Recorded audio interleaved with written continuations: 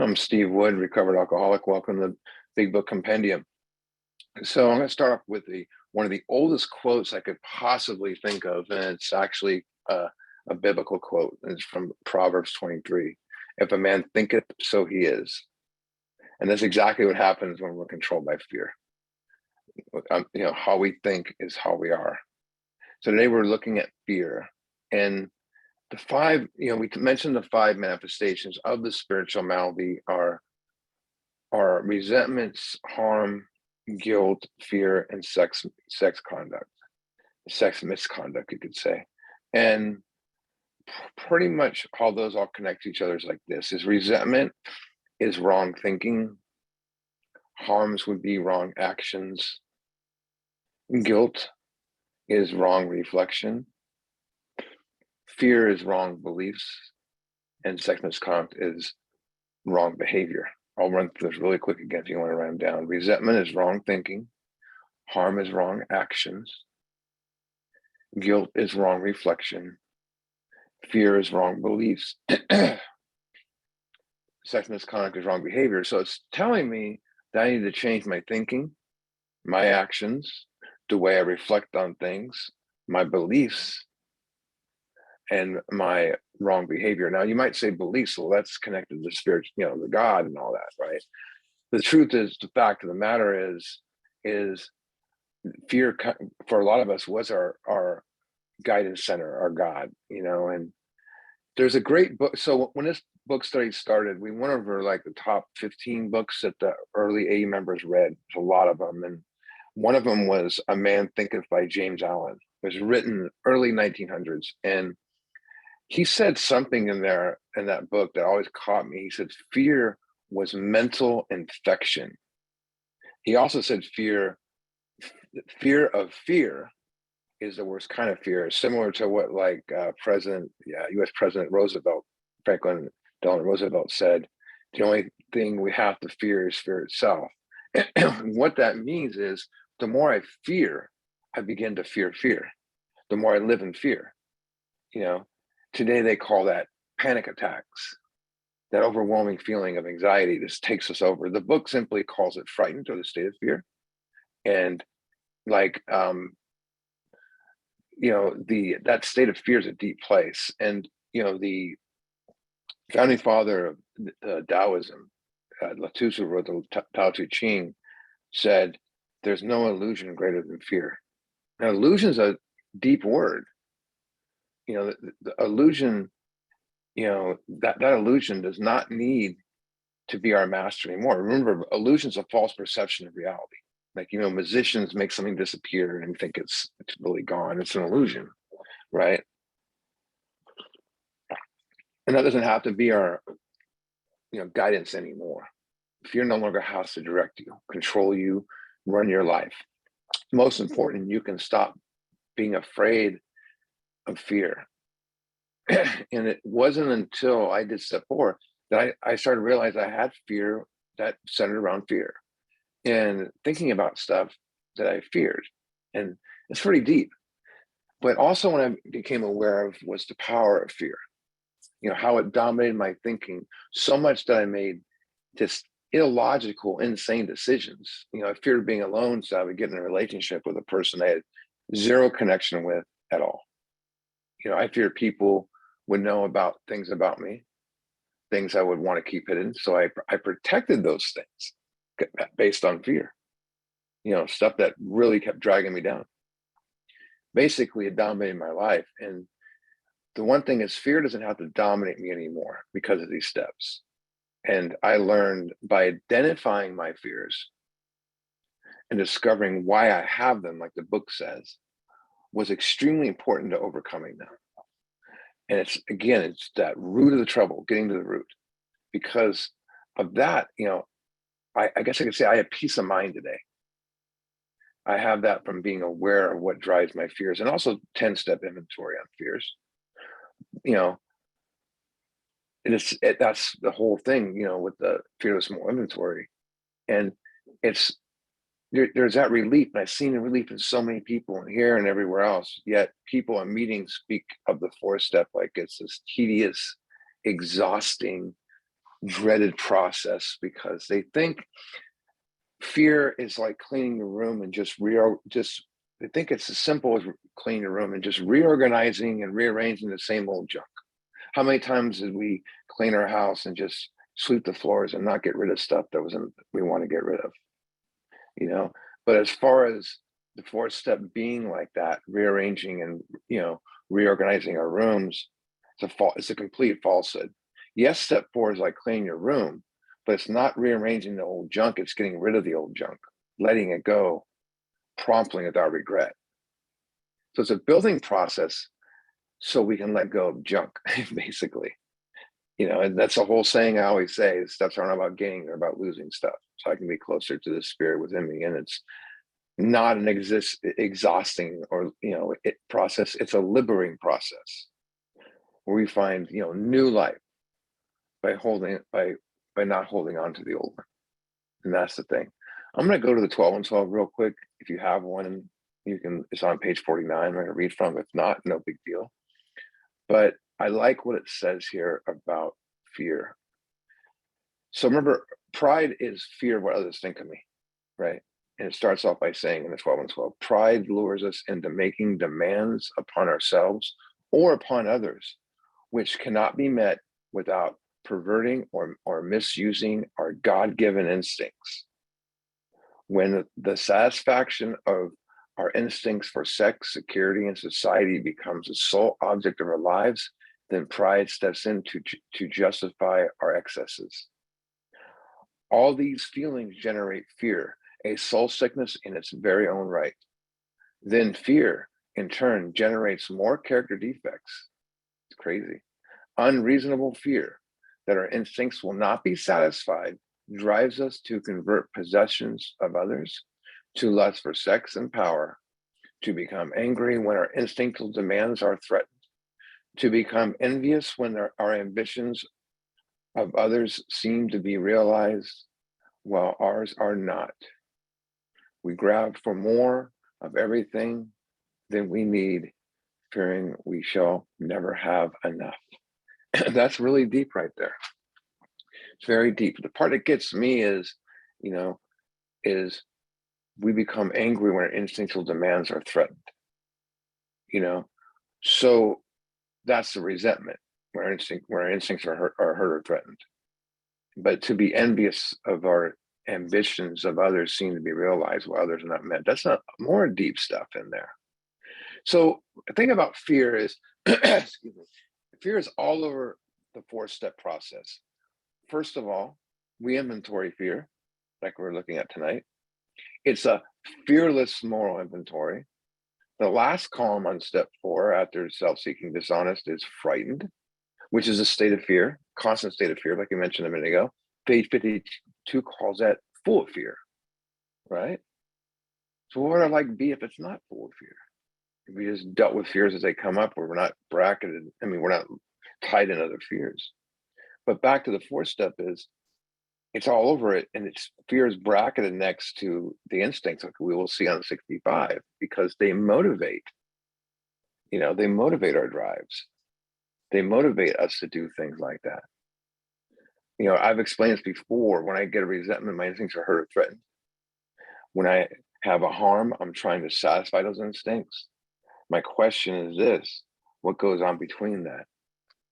Between my instincts being hurt and not being satisfied, right? Is fear. It floats in between that. So it really, gets in there. Before I start getting more deep into fear, my suggestion is, when I'm discussing fear, if the light bulb goes off and you realize, put it down as a side note for yourself, for your inventory. But so the big question I like to explain is, before we get into the book, is exactly what is fear? What exactly is fear?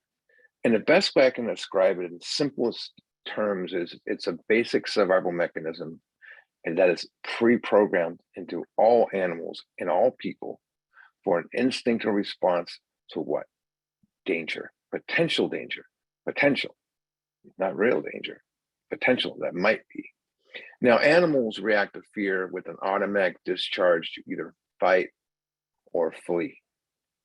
right? Now, that's how they deal with threats to survive. We are the exact same. We're the exact same.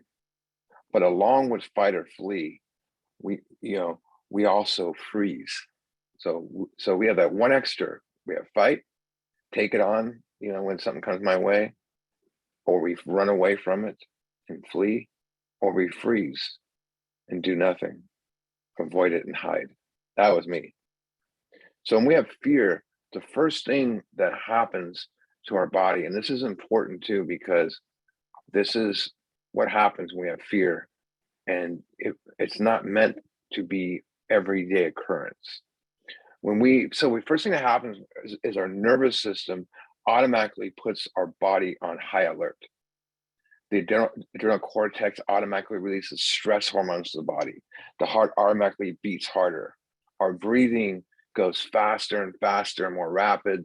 The thyroid gland stimulates metabolism. Our veins constrict to send more blood to our major muscle groups, and larger muscles automatically receive oxygenized blood, sending more oxygen into the lungs. That's a lot right there for the body to take. But our bodies are made to handle that. That's there. I mean, it was there for a reason. That is our natural physical response to fear, to help you survive a dangerous situation. Now, dangerous situation, right? If we live in fear and let it run our life, we put our bodies to that daily, meaning we're not only putting our sanity at risk, we're putting our bodies at risk as well. Our bodies are not meant to live in fear. So the one thing is, the biggest misconception of fear, that fear is a bad thing. Not all fears are bad. Give you some examples. So like instincts, they can be used correctly. It's when they're misused. For instance, I see a poisonous snake, I get out of the way. That's a healthy fear, right? I don't want to get bit. But fear might push me to work harder to get to the next level, to do my best. It might prompt me to save money. It might push me to be on time. It might get me to speak up for myself when I need to. And maybe help me get healthy, get on a diet, exercise, take vitamins. That's all healthy use of fear. So if we're going to, like for me, if I'm going to make a speech, fear pushes me. And I still get nervous when I do like these book study stuff, but that's all part of it.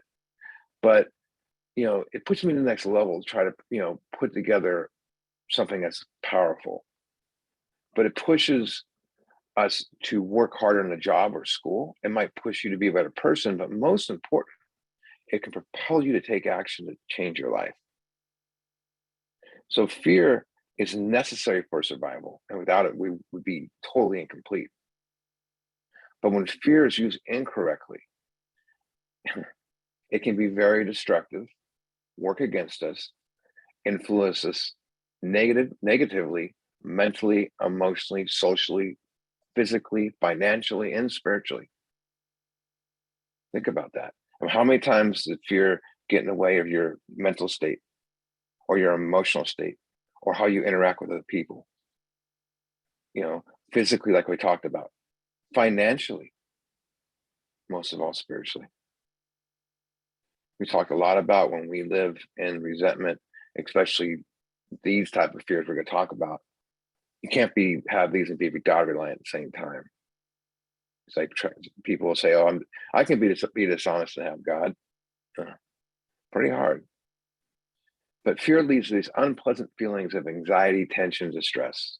That's the bad fear. Misery, phobia, low self-esteem. I'm less than other people. I'm not good enough. Loneliness, and of course, depression.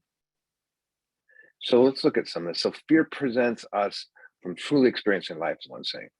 Quality of life. And because, it distracts our actions by preventing us from taking action. Like I said, freezing us to do nothing. It prevents us from trying new endeavors, right? It holds us back from making life-changing decisions, such as ending a relationship, quitting a job. How about getting sober and doing the steps? That was my thing. I really feared, not step 4. I feared letting go of my old life because I didn't know what this new thing would be like. I had theories. I'm just gonna have to be miserable and fake it happy. That's what I thought. But you know, but it keeps us stuck standing at the fork in the road. And this is what that looks like.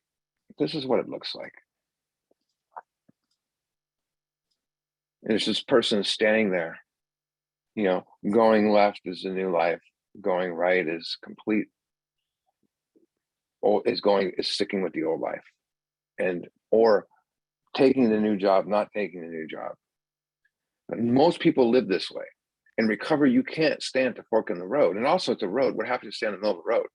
You get run over, right? If you stand at the middle, if you stand at the fork in the road, always take it. Take it. I was telling a guy the other day who was going through a divorce, and he's not sure if he wants a divorce. And I said, well, one side is the divorce and one side's making it work. You have to work as a spiritual person. You have to work equally hard on either one you choose. And that's what we do in recovery, no matter what fork we take. So it's very important. Don't stand at the fork in the road, because that's fear. But fear also, affects how we interact with others. Think of we talk about the social instincts, pride and self-esteem, personal relations, that type of stuff. So, fear affects how it can make us avoid social situations. Oh, I don't know if I want to go. I don't want them to see me. Interacting with others, there's that pride. Meeting new people, keeps us from speaking up and to talk to someone when we need to. It can make us believe the world's against us. But most of all, fear for me put my true personality on hold. I had a different face. I wore a mask.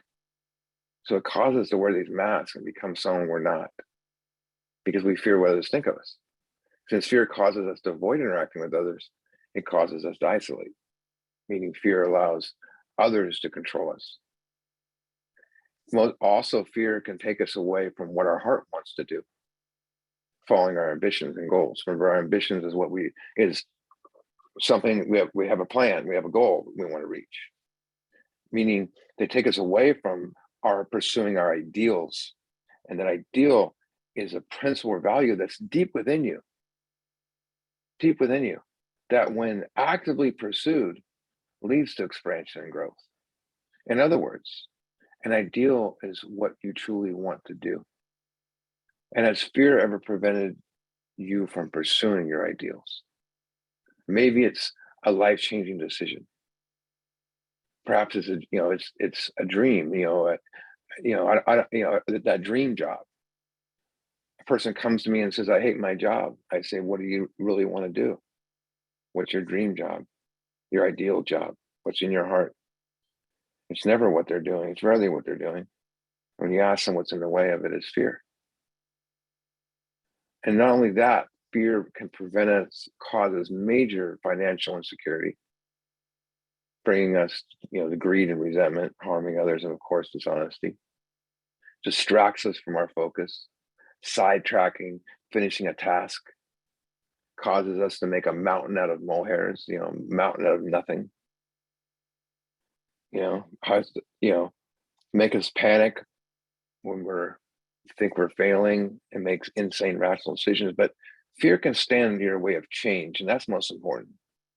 Such as turning your life over to God, like I mentioned earlier. Fear of doing step 4, discussing it. That stuff, another. Making amends, sponsoring. People especially fear making amends, and you make 2 or 3 of them, you're like, "Oh, I want to make more."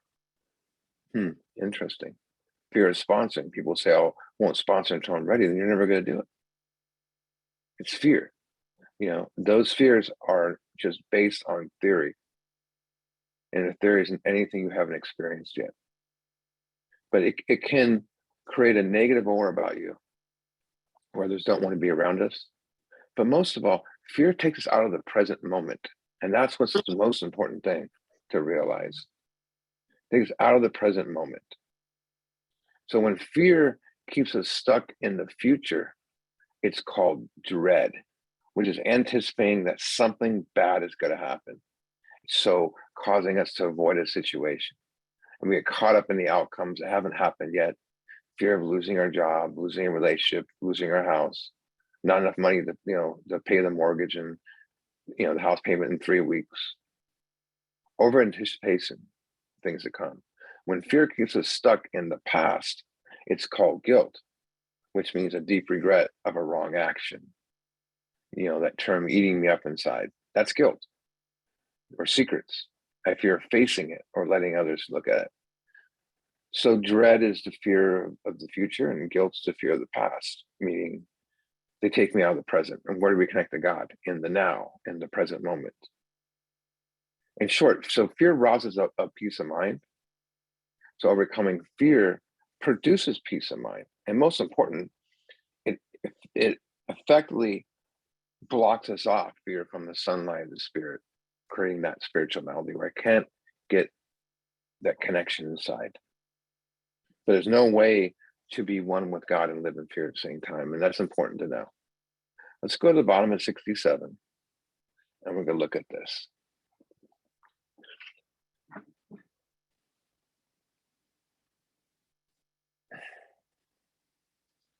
So you see where it says, notice the word fear. And this is some deep, important stuff.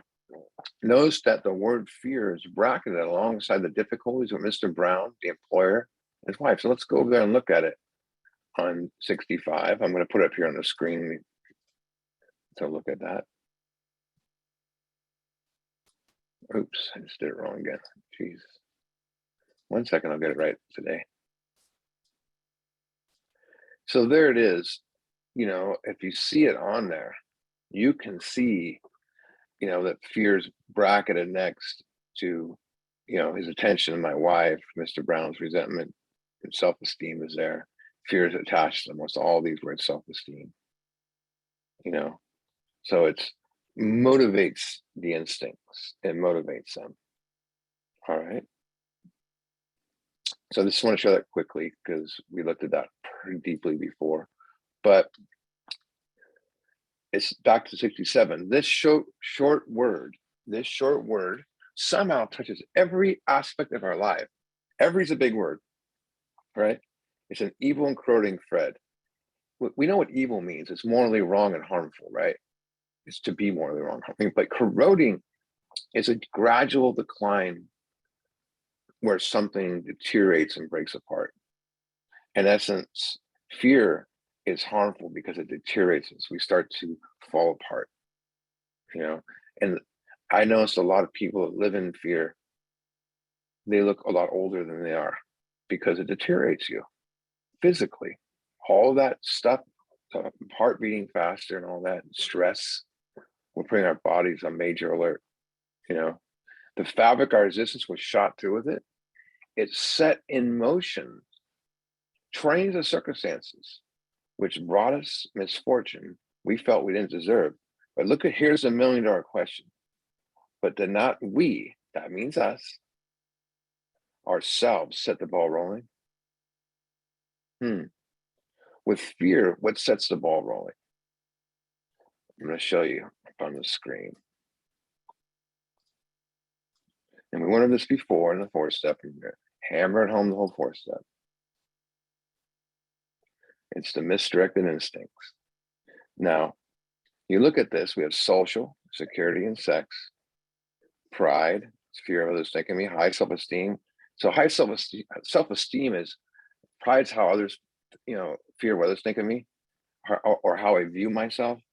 Self-esteem is, how others view me, pride. Self-esteem is how I view myself. And it can be low, where I think I myself is less than, or high, I think I'm better than people. Personal relationships, then you have material, and you have emotional.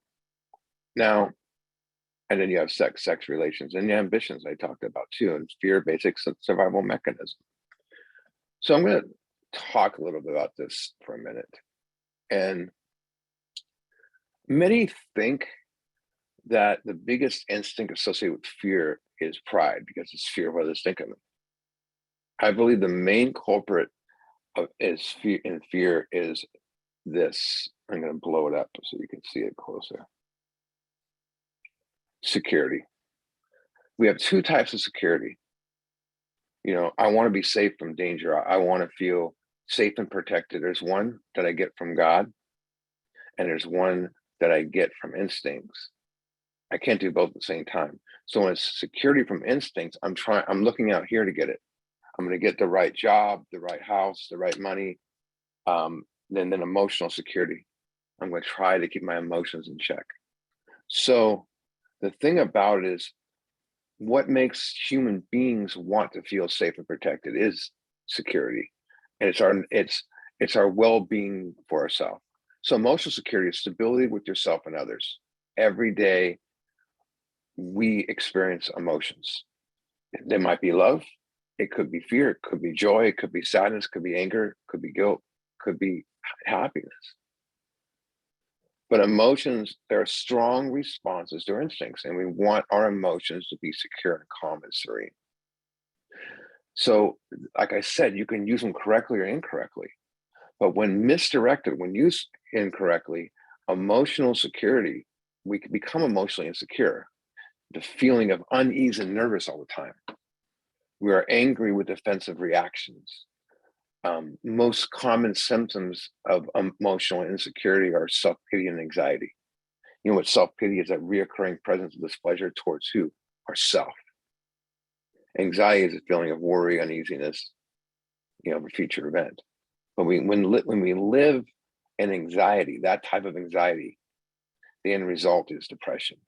And that's that feeling of low mood that causes a person to feel helpless, hopeless, and worthless, overwhelmed. All fear. And it affects normal day-to-day activities. It gets its name from the lowering of self-worth, depression, pressing down upon. I suffered from depression for a long time, many years, and I overcame it by 4 and 5, and is plowing through certain fears I had. And if it happens, I can do the steps. Let's go back to material security are the things we need for money, property, employment, right? If I don't think I have enough of it, I'm going to fear I don't have it. So when misdirected, we always believe we need what? More. And we fear having not enough. We run over others to get it. We fear we fear I'm never going to get this stuff. We pursue beyond our needs. We drive people beyond their needs. We take down others to get what we want. We become dishonest. We resent and harm people. The end result is never satisfied. So that's the main instinct that's the biggest corporate. All these instincts, as we'll see when I show you the fear inventory, can be involved at times. And we'll do some examples of that when we get there. So back to the book. We think fear ought to be classified with stealing. We're on 68. It seems to cause what? More trouble. So fear is a thief. It robs us of our security, our relationship with God and others. But it takes us from reaching our full potential. We think, oh, what could have been? I could have done this, I could have done that. We don't, the original force 4 through 9 you do is to get that past shit out of the way. Get it behind you. Get in the driver's seat and look in the rearview mirror and realize it's not even there anymore. And then whatever gets in your way, you handle it. You go through it with the inventory process. So the biggest question people often ask me is, what type of fears should we inventory? And all over the internet, you see these prompt sheets. And these prompt sheets, what they'll do is create all these fears. Oh, fear of this, fear of that, fear of books, fear of the police. And people go, oh, I got that one, I got that. And they add to their 4-step. I like to cut to the chase, and I want the person to see the root of their fears. And fear comes in many shapes or forms. And I class them as 2 different types: physical and emotional and mental. Physical fears and then mental, emotional fears, 2 separate: physical, mental, emotional. Now, physical fears are the ones we can see with our eyes. Fear of spiders or snakes, right? So let's say it's fear of snakes. I just told you what it was. I identified it. I know how to I look at it, I diagnose it, and I manage it by going along. So those fears are easy to identify, easy to diagnose, easy to manage. The physical fears in our life. Like I said, if I see a snake out of the way, if I fear the heights, I avoid that. They're ones you can put on your footstep, but they're not what truly drives our fear, truly cripples us. Mental and emotional fears is what control our minds. They're not easy to overcome because they're not easy to identify. They're not easy to diagnose, and they're really, not easy to manage, unmanageable.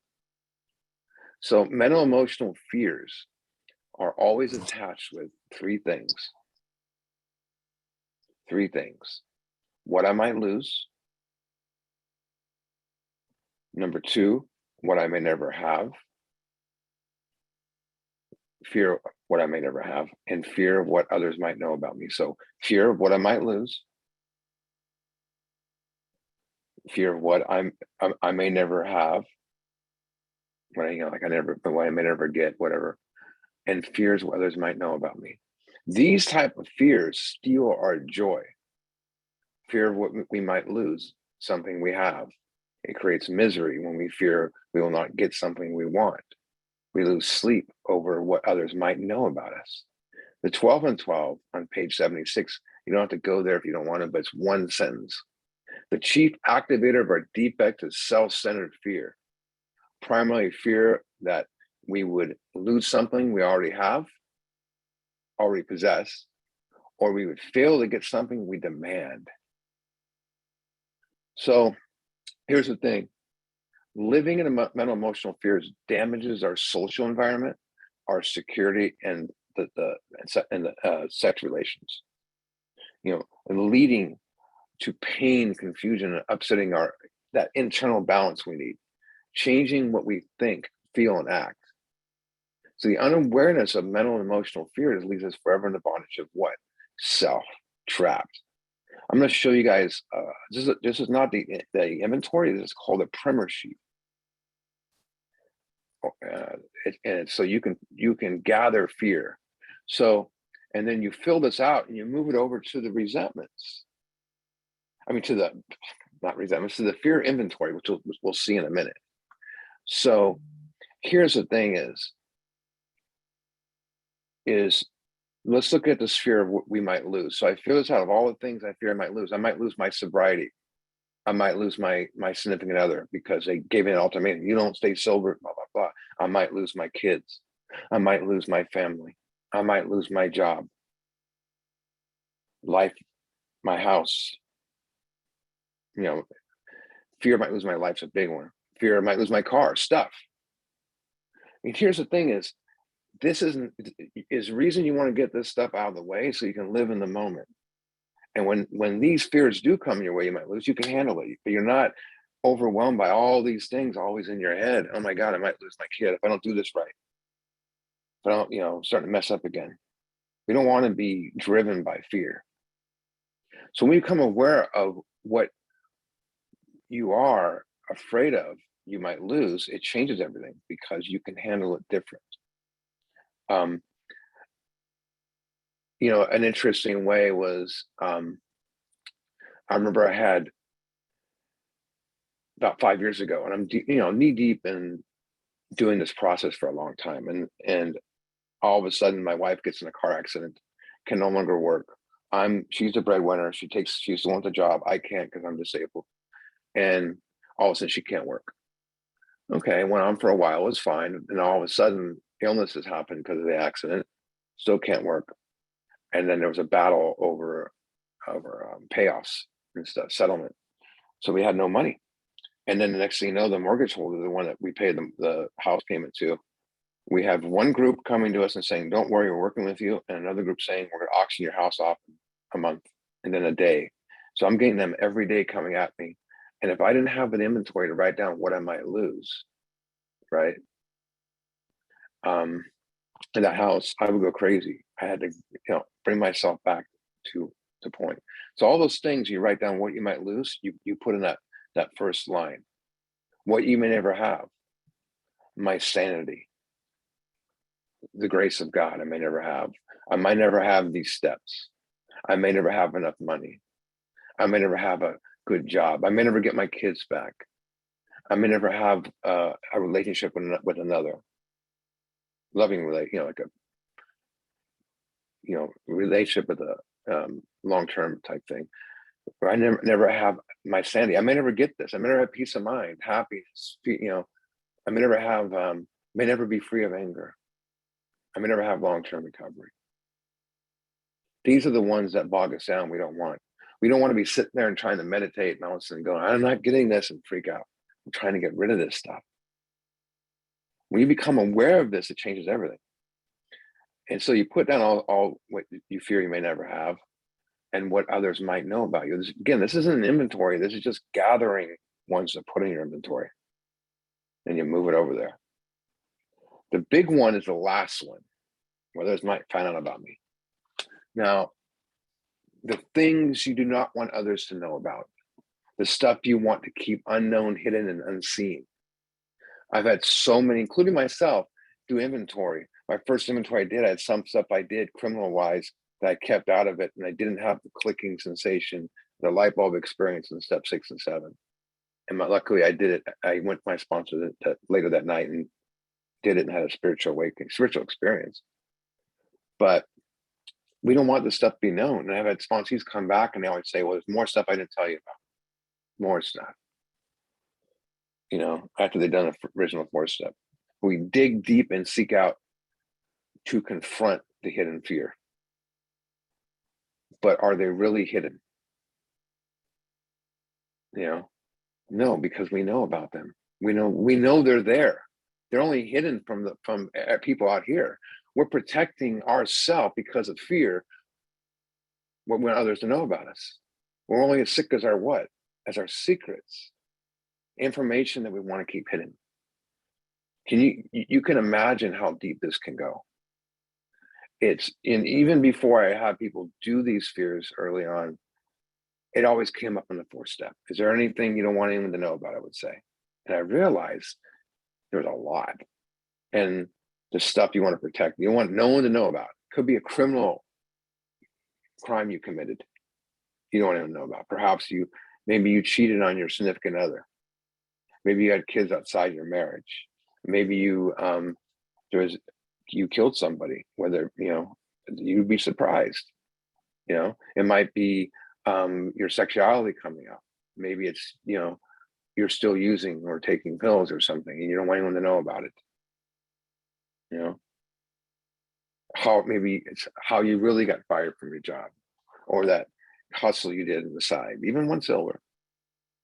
Maybe I had one guy didn't have a driver's license. That was his main thing. That there's fear that maybe you're atheist or racist. You don't want anyone to know about it. For me, it was fear of others knowing about my learning disabilities I have. Maybe it's a disease you have. Things you don't know how to really bring out because you protected them for so long.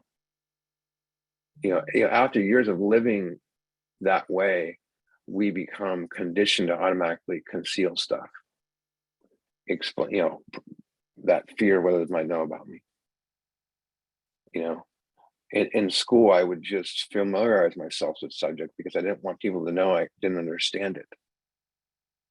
Maybe you just do not want anyone outside of AA to know you go to AA or know you're alcoholic. These secrets will restrict your life, imprison you, and rob you of your peace of mind daily.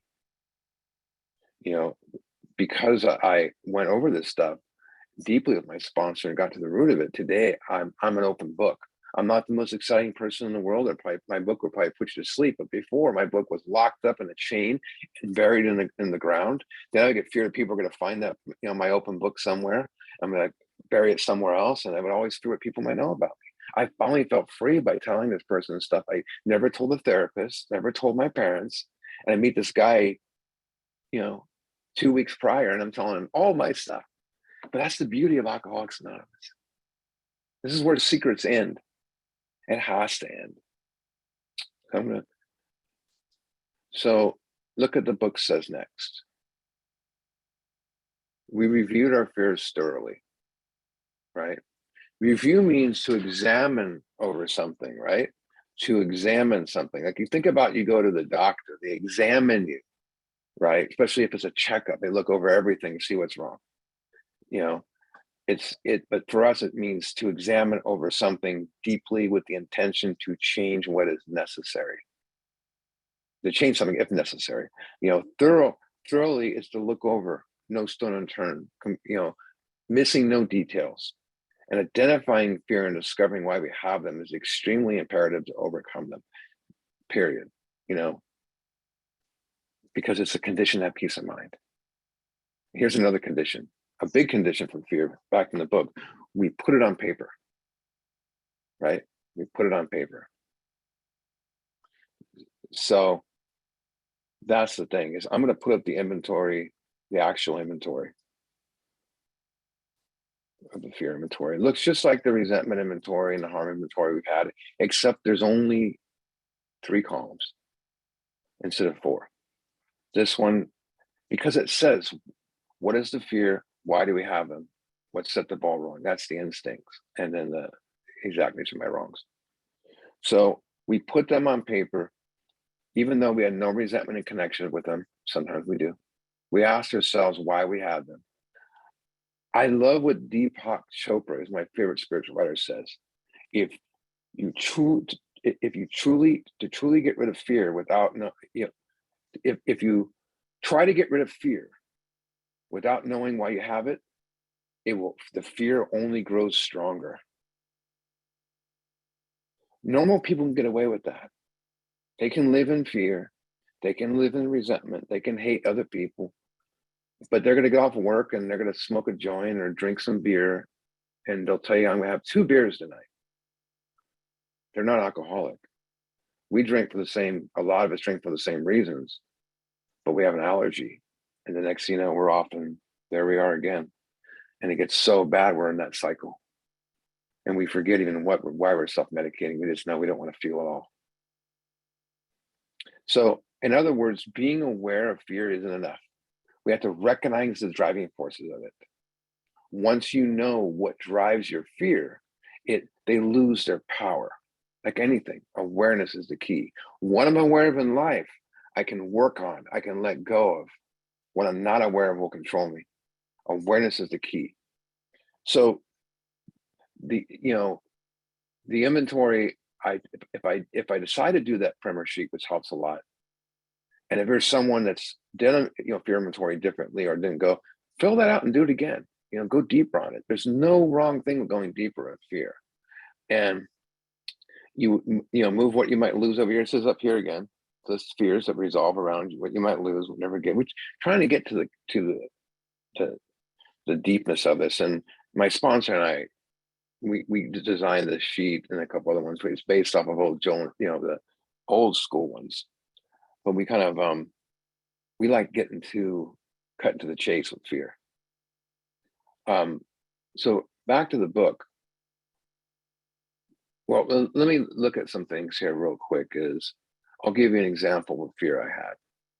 So I had a fear. There was a major crime I committed, right? And I'll be plain honest with you. I thought I killed somebody. It wasn't thought, as I believed I did. And I believed I did because it was a fight, and that was what happened. And I feared everywhere I went. Every time the cops arrested me, that there was to be a warrant for that. Every time I saw someone look like him, it's him. Every time I saw his friends, I freaked out every single day. That was the thing that I didn't put on my 4-step that night. I went back and put it on there. I put it on here, fear that,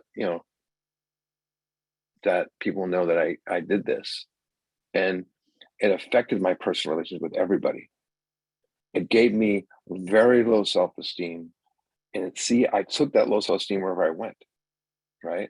I had huge pride there. I don't want anyone to know about it. Now think of my emotional security. I was robbed of it daily. Every time I wake up in the morning, I would think about it, for, 9 years. And then I did these steps.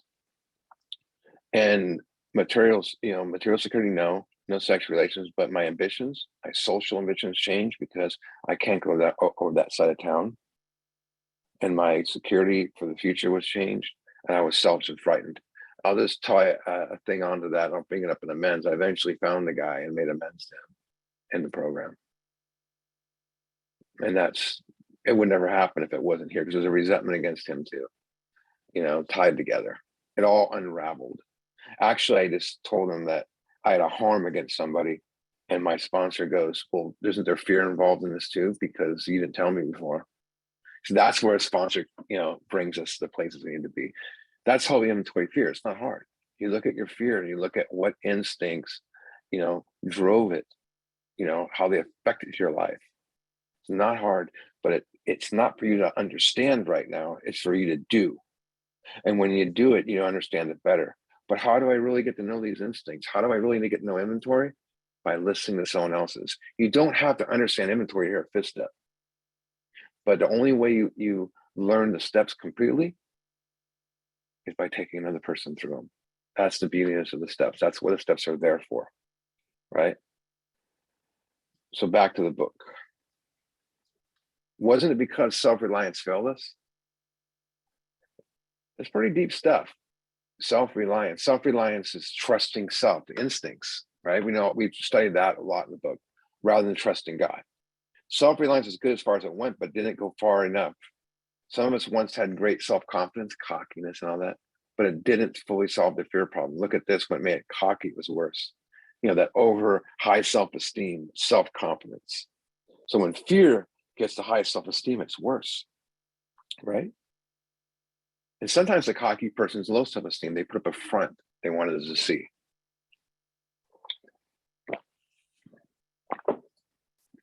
So page 68. Page 68. Perhaps there's a better way. Look, I love what he says. We think so. For we are now on a different basis, the basis of trusting and relying upon God. Trusting God means having complete faith and confidence in God, right? And the one thing is, my sponsor always said to me at the beginning, when I had these fears and I'm going to him, he's, oh, you don't trust God. He kept saying, you don't trust God, do you? You don't trust God. So trusting God means complete faith and confidence in God, right? And it grows, it gets stronger. So relying on God, complete dependence upon God, trusting and relying upon God means not shutting our eyes to facts and looking the other way and hiding, sticking our head in the sand. Trusting God gives us the strength to help us know that difficulties can be faced and fixed. And we have the cheat sheet for that. We have this inventory, right? For some, it takes years to overcome that. This is what it does. So the actions of steps 4 through 9 anchors us to God. So 4 through 9 is the ultimate action in trusting and relying upon God. So trusting and relying upon God is not a thought, it is an action. In other words, trusting and relying upon God is absolute faith. And trusting God gives us the strength to see things truly as they are. It helps us see what is and what isn't. Remember, it helps us match calamity with serenity, is what he's going to say in here in a little bit, side by side. Let's see what else it says. We trust infinite God rather than our finite selves. Infinite means unlimited, without an end, finishing point. So remember the circle and triangle. The circle means wholeness, and that goes around the triangle. That circle is infinite. If the arrow starts and it never ends, it comes right back, it keeps going. That's infinite, that's God. Our finite is limited. It has an end and a finishing point. So we have an end and a finishing point on everything we do. So we trust unlimited God rather than our limited self. We are in the world to play the role he assigns. Remember the actor who thought he was a director? Early on what was it, page 60, I think, 61. That's the guy to the outer world. Remember, he presents the stage character, the one he wants his fellows to see, like we all do. We're looking out here. He wants to join some reputation, but knows in his heart he doesn't deserve it. Remember that guy? Then it tells us on page 63 that God is the director. Bottom of 63, that's what it says.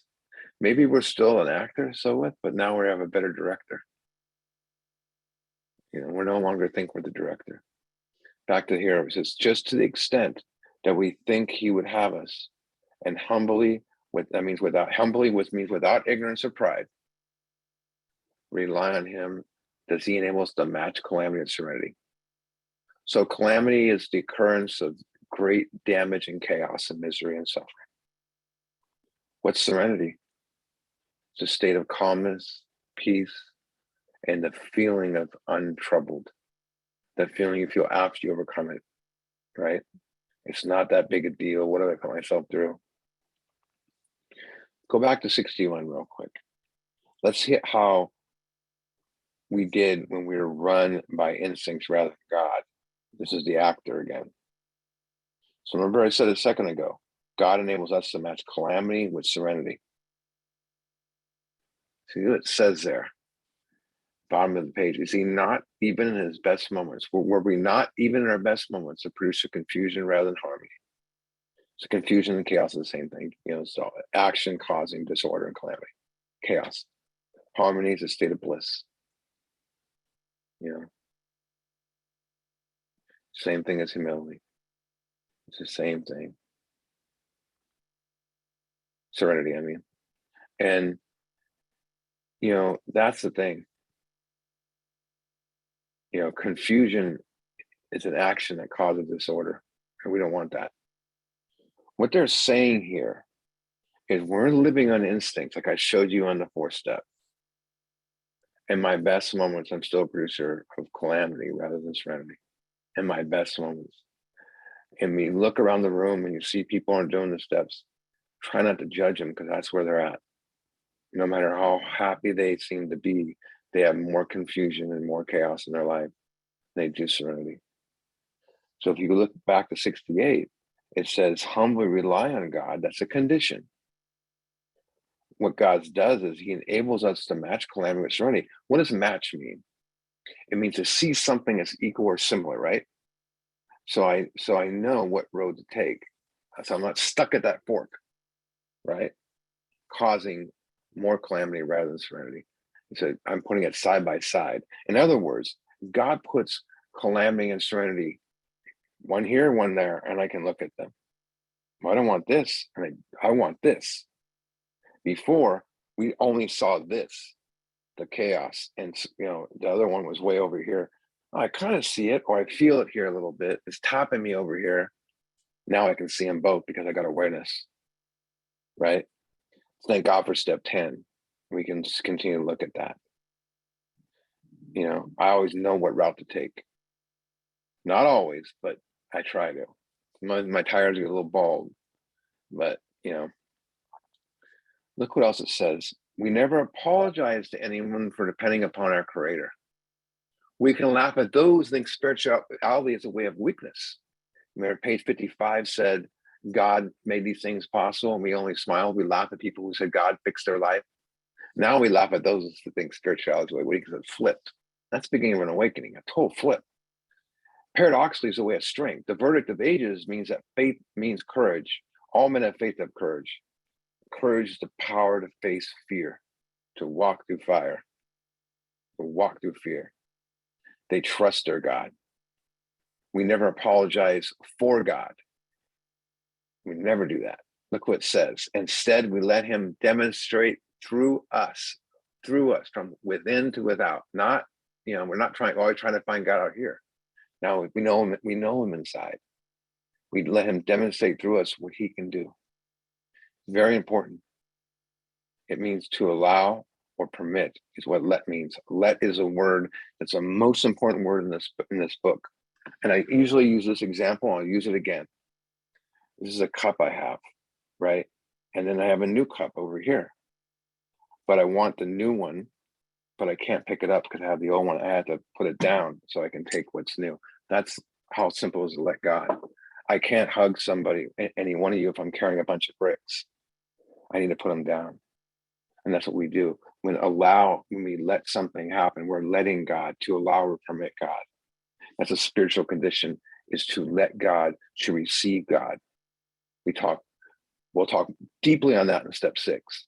And also in the sex inventory next week, there's a lot of stuff in there where it says, if we're not, if we're not sorry, we don't let God help us. If we are sorry, we know we let God take us to better things. It says we'll get more into that. It's a deep word. I do a whole little mini workshop on letting God, because we want to have God in our lives. But remember what it says in the book. It says our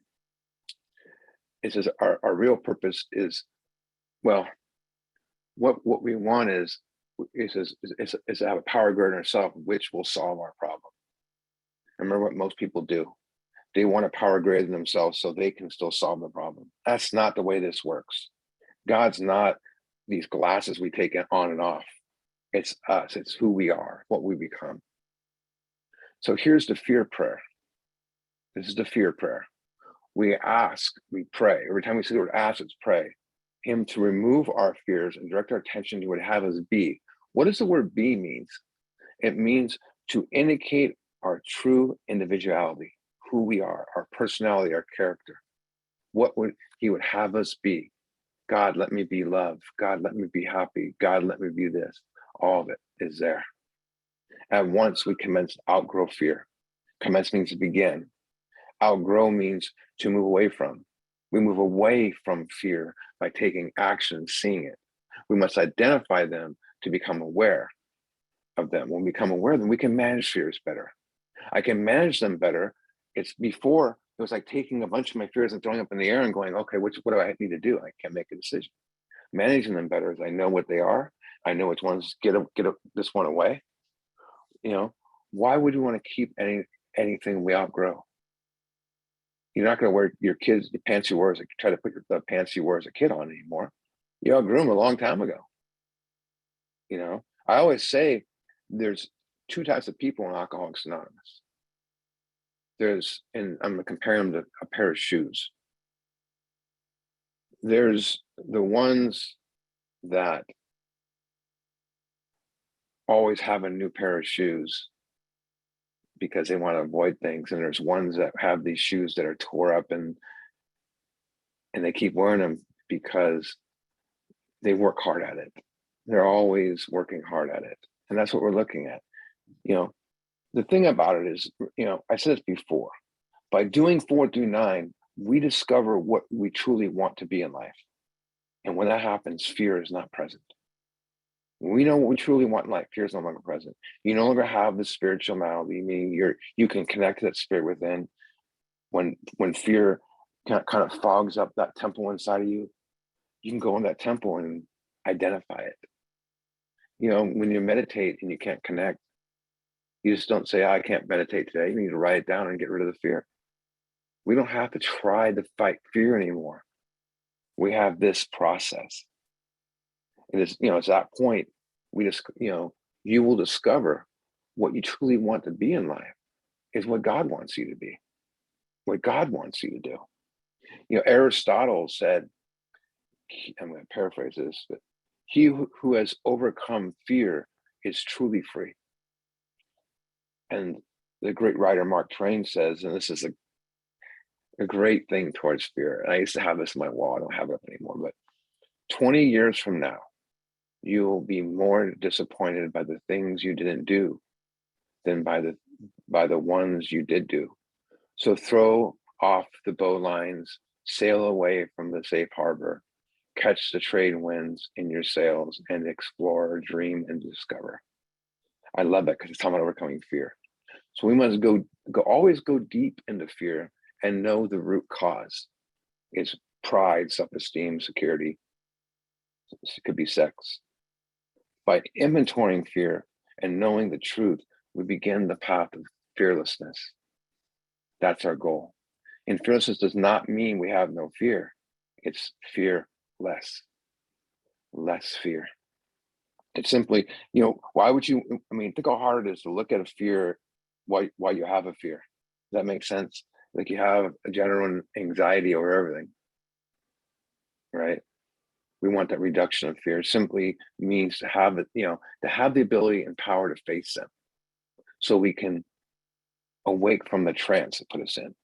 4 through 9, we discover what we truly want to be in life, fear is no longer there. At that point, you discover who you are. Here's the reality. Here's the reality. Fear is usually just telling me to do something. If I fear this, I need to go do it. I need to go face it. Think about it. If I fear paying this bill, go pay the bill. If I fear talking to this person, we don't need simple things like that get in the way of us. But that's healthy use of fear. Here's the most important thing.